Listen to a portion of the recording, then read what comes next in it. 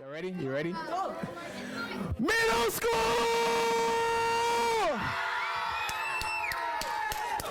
Yeah, I actually love preaching to you guys. All right, you guys are so exciting, a very fun, happy group to preach to, and I love doing it. Okay, so, but yeah, if it's your first time here, welcome. My name's Hunter. I'm a student ministry associate here. What's up? How's it going? And I'm gonna be with you guys for the next year, and I'm looking forward to it. You know, I'm excited. You know, it's fun to be with you guys because you guys have so much energy, and I try to reflect it, but it's just so hard to reach the level of excitement that you guys are on. So I'm gonna try my best to match that with y'all. But I'm looking forward to the year. I'm looking forward to being on your campuses when they allow us to. So if you see me, like, you know, don't do one of these, and you know, keep it like, don't do that. Give me. Yeah, I know it's you, ugly, but yeah, no.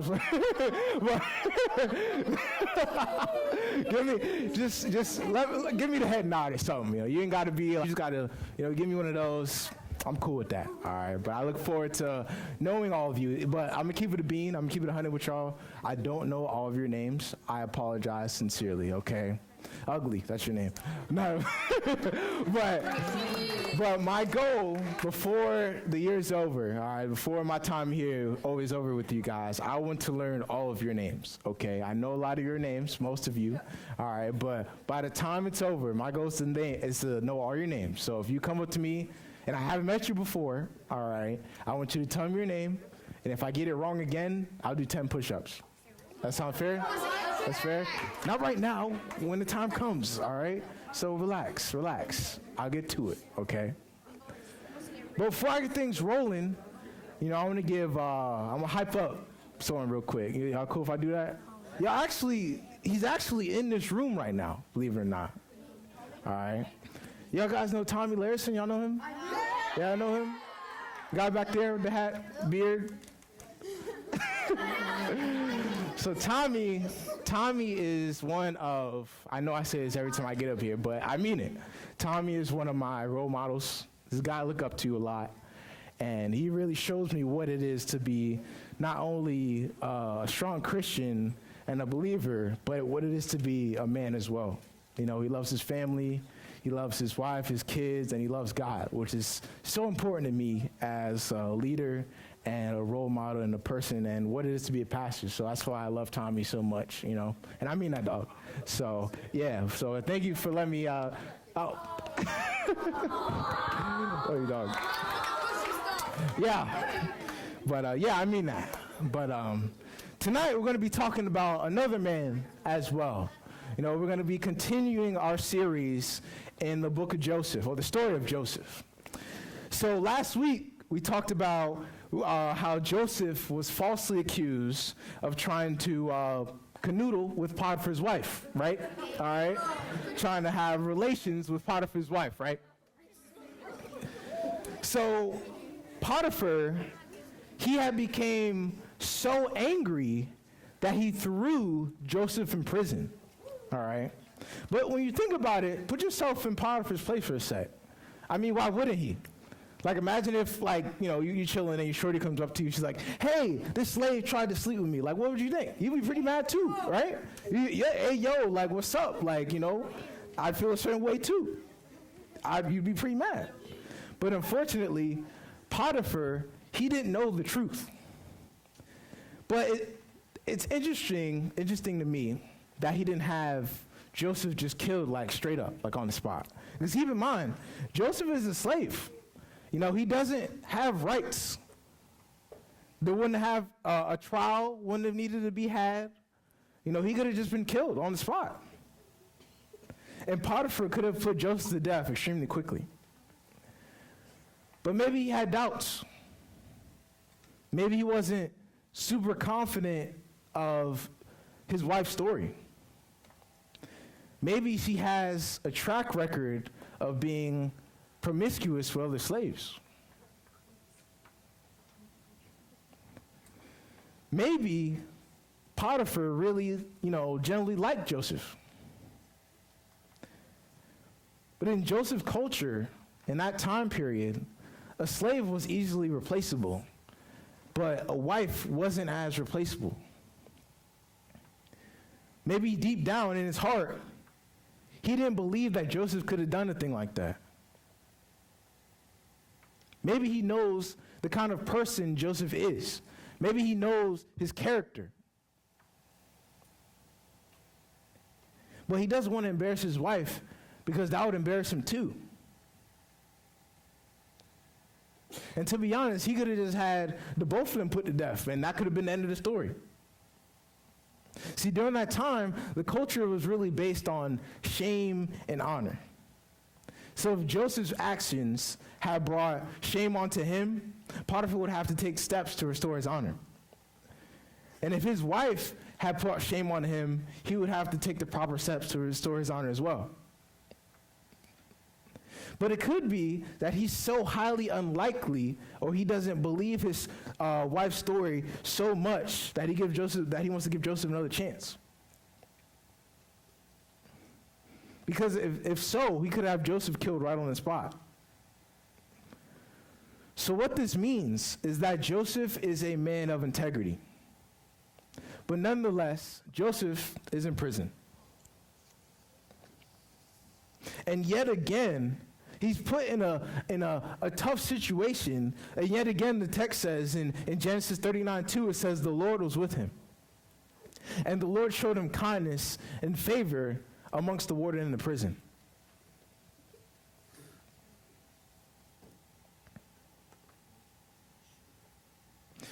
So while in the prison, it was only a short amount of time before Joseph was in charge. You know, the warden trusted him and God had favor on him, and Joseph was responsible for all the prisoners and all that happened in the prison. And he's risen through all the ranks. And the warden had so much trust in him that he doesn't even need to be supervised. You know, you ever had, like, do you ever have people let you know that just trust you in what you do, right? I know you don't, all right? But listen, he had so much trust that he just let Joseph do whatever he needed. Just as Potiphar left everything in his command, the warden had left everything in his control too. So God here is allowing Joseph to be put in a prison to build his character and prepare him for the tasks that were laid ahead. See, the prison was almost like a school that God was using to teach Joseph until it was time to be freed and for him to fulfill God's will for him. But my question to you is that has God ever used prison as a school for you? Has God ever used what felt like a prison to teach you like you were at school? For example, so I used to work at this restaurant called Enzo's on the Lake. All right, this restaurant, Italian restaurant over where I live. I'd been there for 4 years, but around probably a year and a half, I got tired of it. All right, the people, the management wasn't that great to me. I felt like I had been mistreated. I felt like, I just kept getting overlooked all the time. And, it made me feel a certain way because I'm a hard worker. I may not look like it, but I'm a hard worker. I have good work ethic. And so time and time would go by, and I was just like, man, like, I can't do this. And I was like, you know what? And during that time, I was in school to get my bachelor's degree in divinity so I can be a pastor one day. And so, like, it was hard for me. So I'm like, God, like, why do you have me here in this prison when I want to be working for you? Like, why would you place me here when I want to be here for you, Lord? And it was tough. And soon, like, over a period of time, like, I've been working here and at the church as well. So I was just waiting. Every day I go in there, I'm like, God, I'm ready whenever you're ready. Just, like, give me the head nod, and I'm out. I'm taking off my apron, taking off the shirt. I'm done. And sorry, but that's what it was. I was ready to go. But God had still kept me there in what felt like prison to me. So then, another 2 years had gone by, and all my friends had worked there with me at one time, and they all left. So I was just there. It was just me. I was with my annoying coworkers, annoying owner, and I'm just like, man, I'm so ready to go. Like, at the drop of the hat. Like, God, all he had to do was let me know, and I've been gone. But he still had me there. But what I want you to get is that God's delays are not God's denials. Hunter, what do you mean? See, when God doesn't give you that next move that you want to make, that doesn't mean that he doesn't want to keep pushing you towards the finish line. Sometimes as Christians, we tend to try to rush things before God's timing, or so we can get to the finish line sooner. But let me read you something. Hebrews 6:12 says, "We do not want you to become lazy, but to imitate those who through faith and patience inherit what has been promised." It is through faith and patience that we will inherit God's promises. And the best way to learn patience is through trials and tribulations and hardships. James 1:2-4 says, "Consider it pure joy, my brothers and sisters, whenever you face trials of many kinds, because you know that the testing of your faith produces perseverance. Let perseverance finish its work so that you may be mature and complete, not lacking anything."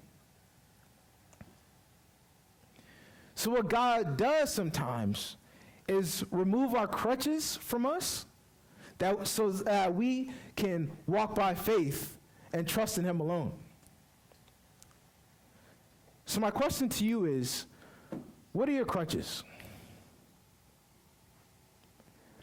What are some things that you're putting your weight on, putting your trust on, and what are you relying on instead of relying on the promises of God?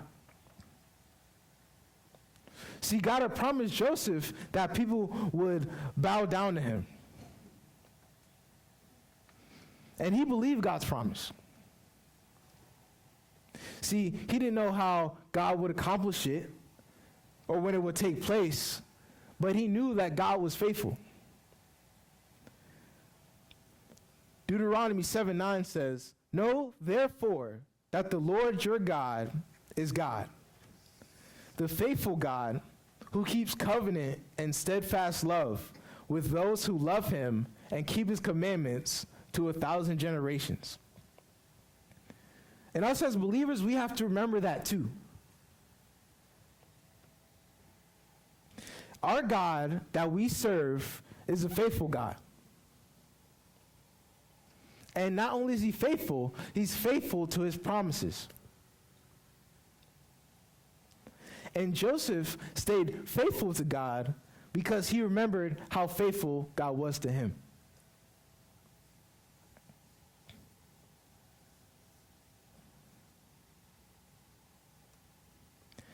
So this next chapter begins with Joseph in prison, still in prison. Not much is said about how much time has passed or if Potiphar found another slave she wanted to canoodle with, right? It's been a period of time. Oh, Tommy liked that word. That's good. But this isn't her story, right? It's Joseph's story, right? It's his story, not his. And then the next series of events begins with Pharaoh's chief cupbearer and his baker. They do something that severely offends Pharaoh. And they end up in prison. But the thing is that the text doesn't tell us what they did or why they did it. Only that they committed an offense that made the king or Pharaoh feel a certain way. And the thing is that Pharaoh has absolute power in Egypt. If he wants something done, it's happening. All right, no ifs, ands about it, all right? So while in prison, the cupbearer and the baker are assigned to Joseph. And one of the men who was the cupbearer, the chief cupbearer of Pharaoh, was an important man in those times. See, the cupbearer's job was to keep the king safe by making sure that his wine and all the things he ate were, edible. They didn't have any poison in them or anything. He was also a high-ranking officer in the courts, was around the king often, and had the ability to influence the king in the decisions and the things that he did. And since he served with Pharaoh, he was a very powerful man to have access to. And God brought these men into Joseph's life so that they could ultimately play a role in setting him free and giving Joseph the throne that God had prepared him for. Now, after a while, they were in custody. And each of the two men had a dream. It happened in the same night, but it was two different dreams that they had. And each of the dreams have their own special meanings. So the next morning, they wake up, and Joseph comes to them, and he notices that, they're distraught. They had some crazy dreams. But their dreams had left them confused. They were concerned about what they're about. So Joseph came up, didn't know what's happening. He's like, yo, what's up? Like, what's up with y'all? Like, what's going on? So they told Joseph that they've had dreams, but they don't know what they mean. And dreams at the time were thought to be messages from God. But what good is a message if you can't interpret it? And you see Pharaoh, he had a whole squad of interpreters that did that thing for him. But these two men were in prison, so they didn't really have access to those things anymore. So honestly, they were pretty much stuck. All right, they didn't really know where to go or what to do. And dreams have played an important part in the life of Egyptian leaders. And the ability to interpret dreams was a highly respected skill to have. But so far, Joseph had only interpreted his dreams. He only knew how to figure out what he was dreaming about. But this here is the first time that he gets to interpret other people's dreams. Immediately before he interprets the dreams, Joseph lets them know that their interpretations belong to God, and that God will interpret the dreams for them. By saying this, Joseph is declaring not only his modesty, but also his belief in God. And he wants to reassure the cupbearer and the baker that God things. So the cupbearer goes first. In his dream, he sees a vine in front of him. And there are 3 branches. And the branches blossom and ripen into grapes. He had Pharaoh's cup in his hand, took the grapes, squeezed them into his cup with his bare hands. COVID. Immediately, Joseph knows what the dream means and begins to interpret it for him. So Joseph begins to tell him the story about what his dream is about. So he tells him within 3 days. Everybody say 3 days. 3 days. 3 days. Pharaoh will summon him to the palace, lift him up, restore him to his position, and he'll put Pharaoh's cup back in his hand like he used to. So basically, he's going back to normal. He's going to be back to doing what he's doing, taking care of Pharaoh, looking out for him. So this is good news for homeboy, all right? I'm sure he was excited when he heard about the interpretation. And Joseph, in return for his services, he figured, I scratch your back, you scratch mine. You tell the king I'm in here, it's dark, it's cold in here, all right? Let him know how I'm living down here so you can take me out, all right? So he's basically telling the cupbearer to let the Pharaoh know what he did for him so he can get him out of prison. Hopefully it'll work. I don't know. And Joseph begins to tell him, hey, man, I was taken from my land, and I don't really deserve to be in prison.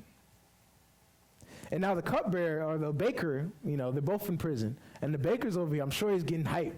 This guy said he's getting back to, his original job. We about to be out of here. It's about to be lit. We about to be up. And so he's like, okay, so listen, let me tell you my dream, Joseph. Let me tell you my dream. It's crazy, bro. Listen.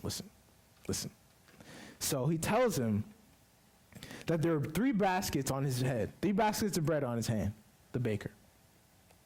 But in the top basket, there are all sorts of baked goods for the Pharaoh. But birds keep eating out the basket. But what that mean, Joseph? I don't get it. So I'm sure he's hyped telling him the story. And I'm sure he felt like his dream was better than the cupbearer's, So as before, Joseph didn't hesitate to interpret the baker's dream. So he told him. The 3 baskets represented 3 days. 3 days. And in 3 days, Pharaoh will have you executed. Not only are you going to be executed, your head is going to be impaled and birds will eat away at your flesh. Jeez. Yeah. But imagine hearing that if you're the baker. Like, if I'm the baker, I'm ready to square up with Joseph. Like, bro, like, how you gonna do that? Like, you just said homeboy was getting free, but I'm getting killed? Like, nah, you gonna have to see me, dog. Like, no, that's not cool. Imagine how you would feel, you know? So one will be restored, and one will be executed. So 3 days go by. 3 days. 3 days.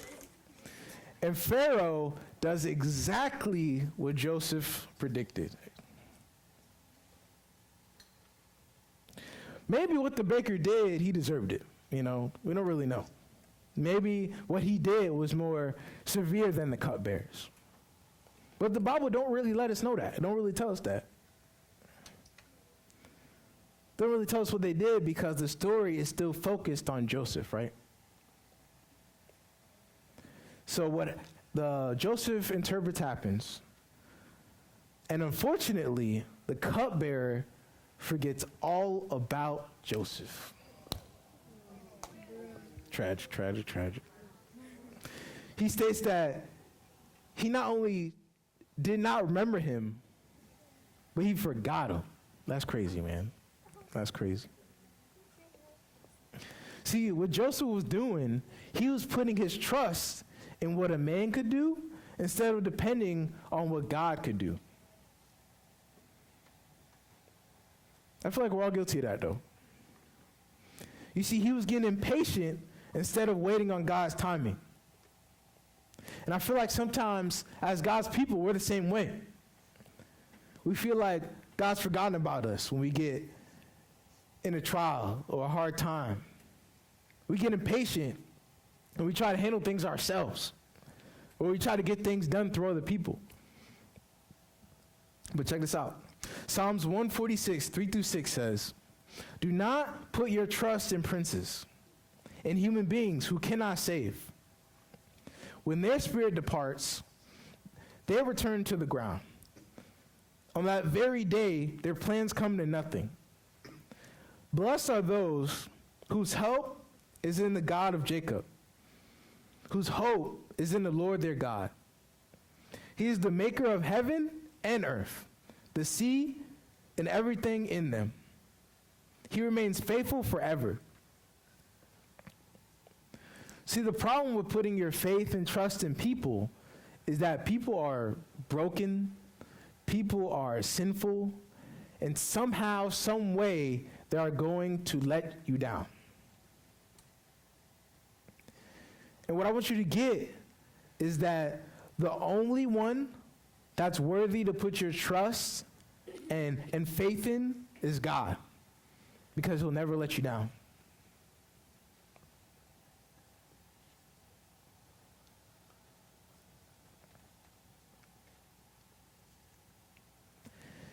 So once again, it appears that Joseph has experienced yet another setback.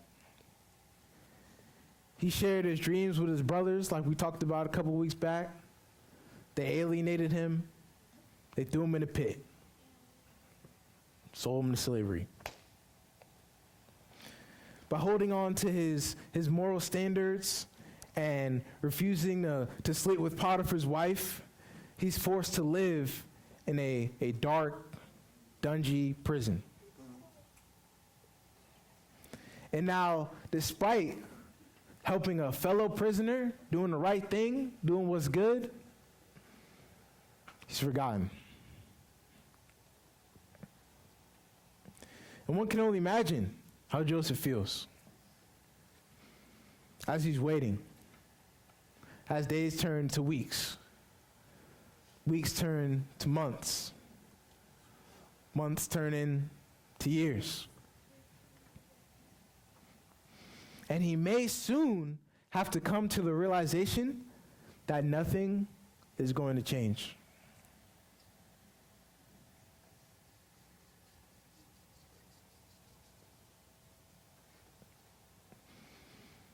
Now, 2 whole years have passed. And Joseph is still working in the prison, waiting for something to happen. But when things start to happen, and God's will begins to activate in Joseph's life, they start to happen rather quickly. You see, if there's any chapter in the book of Genesis that reveals God's faithfulness, this right here, this is the one. So one night, God causes Pharaoh to have a dream. And this dream that he has, these dreams that he has, confuses him.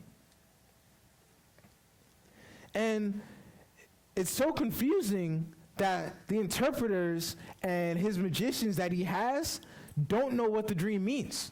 They can't interpret the dream. And that probably bothered Pharaoh. You know, imagine having to lead a whole group of people, lead a whole nation, and you don't know what this dream means. So you don't know what the next move is.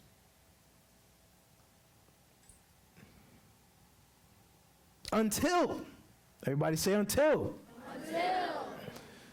The cupbearer remembers a young Hebrew man who was captain of the prison guard, who ran the prison, who correctly interprets dreams.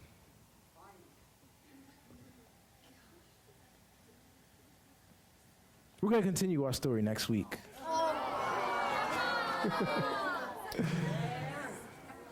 How'd y'all going, right? But as the band comes, listen, bring it back in. Listen up. Now, I'm sure that there's been times in your life where you felt like God has left you, right? Or possibly forgotten about you.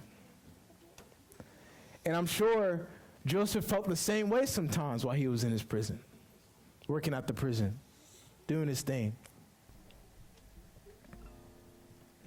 But I want to encourage you to look back at all those times where God has been faithful to you in your life. And I encourage you to be like Joseph.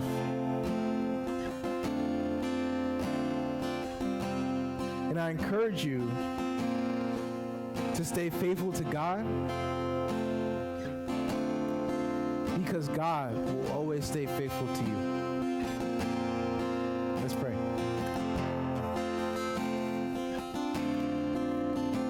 Dear God,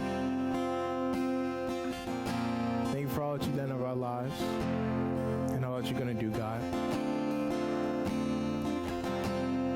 I pray that if there's anyone in this room that feels like God has forgotten them, God doesn't remember them, and they feel like they're just in a prison right now, mentally, spiritually, emotionally, I just pray that you remind them of your faithfulness.